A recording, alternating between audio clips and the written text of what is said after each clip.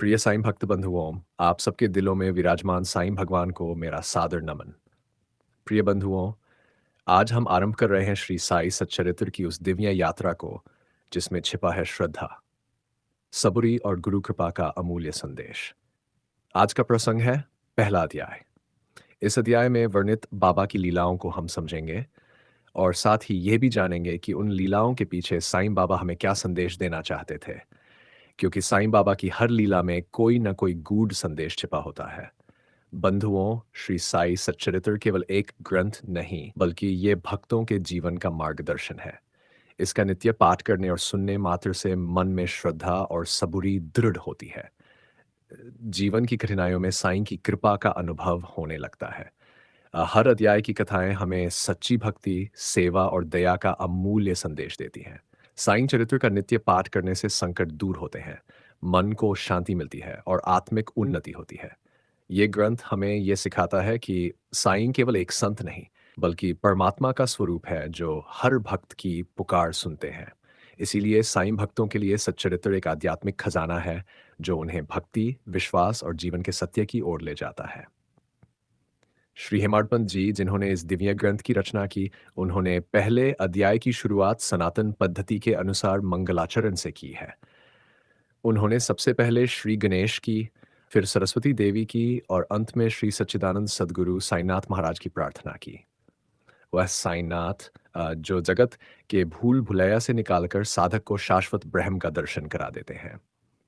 इसका गूढ़ अर्थ है, किसी भी आध्यात्मिक कार्य को आरंभ करने से पहले हमें ईश्वर और गुरु का स्मरण अवश्य करना चाहिए, क्योंकि गुरु ही वह दिव्य प्रकाश है जिनकी कृपा से साधक को आत्मज्ञान प्राप्त होता है।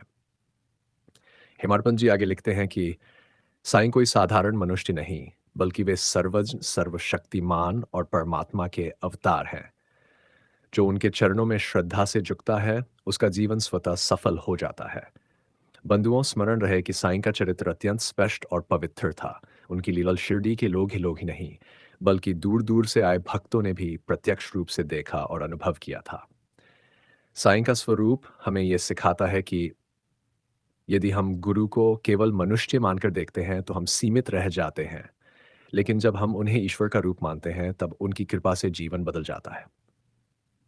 साईं बाबा करुणा के अवतार है। अपने भक्तों के कष्ट को देखकर वे स्वयं व्याकुल हो उठते हैं। जब तक भक्त की पीड़ा समाप्त नहीं होती, तब तक उन्हें भी शांति नहीं मिलती। ऐसा ही एक प्रसंग पहले अध्याय में वर्णित है। नासिक के पास रहने वाले एक गरीब ब्राह्मण, श्रीमान चोलकर, वे नौकरी की तलाश में थे। घर की स्थिति कठिन थी, चिंता और असुरक्षा ने उन्हें घेर रखा था। एक दिन उन्होंने मन ही मन प्रार्थना की, हे साईनाथ, यदि मुझे नौकरी मिल गई तो मैं अपनी पहली तनख्वाह से आपको शक्कर चढ़ाऊंगा। साईं ने उनकी प्रार्थना सुन ली। चोलकर को नौकरी भी मिल गई। उनके मन में कृतज्ञता का भाव उमड़ पड़ा, परंतु शिरडी आने के साधन उनके पास नहीं थे। इधर शिरडी में एक दिन अचानक बाबा ने भक्तों से कहा, मुझे शक्कर चाहिए। सब लोग चकित रह गए। कोई विशेष अवसर भी नहीं था। फिर भी भक्त तुरंत तुरंत शक्कर ले आए। बाबा ने प्रसन्न होकर उसे स्वीकार कर लिया। बाद में सबको ज्ञात हुआ कि यह छोलकर की प्रतिज्ञा का स्वीकार था। साईं ने बिना कहे ही दूर बैठे भक्त के भाव को जान लिया और भक्त की असमर्थता को समझकर उसका निराकरण भी स्वयं कर दिया। यह साईं के भक्तवत्सल्य का अद्भुत उदाहरण है। बंधुओं, जैसे ईश्वर सर्वज्ञ हैं, वैसे ही साईं भी सर्वज्ञ हैं। वे भक्तों के अंतरंग भावों को जानते हैं। साईं केवल बाहरी बातें ही नहीं, बल्कि भक्त के हृदय के भावों को भी पढ़ लेते हैं। ईश्वर के सामने आडंबर की आवश्यकता नहीं, सच्चे मन और श्रद्धा की आवश्यकता है। चोलकर ने मन ही मन संकल्प किया और साईं ने उसे पूर्ण कर दिया। जब हम सच्चे मन से प्रार्थना करते हैं तो ईश्वर उसे अवश्य स्वीकारते हैं। भक्ति का मूल आधार है सच्चाई और निष्ठा। साईं की शिक्षा का सार यही है, श्रद्धा और सबुरी। चोलकर ने सच्चे दिल से प्रार्थना की, विश्वास रखा और सब्र भी रखा। इसलिए उचित समय पर उनकी प्रार्थना पूरी हुई। ईश्वर से जुड़ने के लिए विश्वास और धैर्य दोनों आवश्यक है। इस घटना का गूढ़ अर्थ यह है कि ईश्वर को दिखावे की पूजा नहीं चाहिए। वे केवल अंतर का भाव देखते हैं। यदि भाव शुद्ध है तो दूरी मायने नहीं रखती। बाबा स्वयं भक्त के भाव को स्वीकार कर लेते हैं।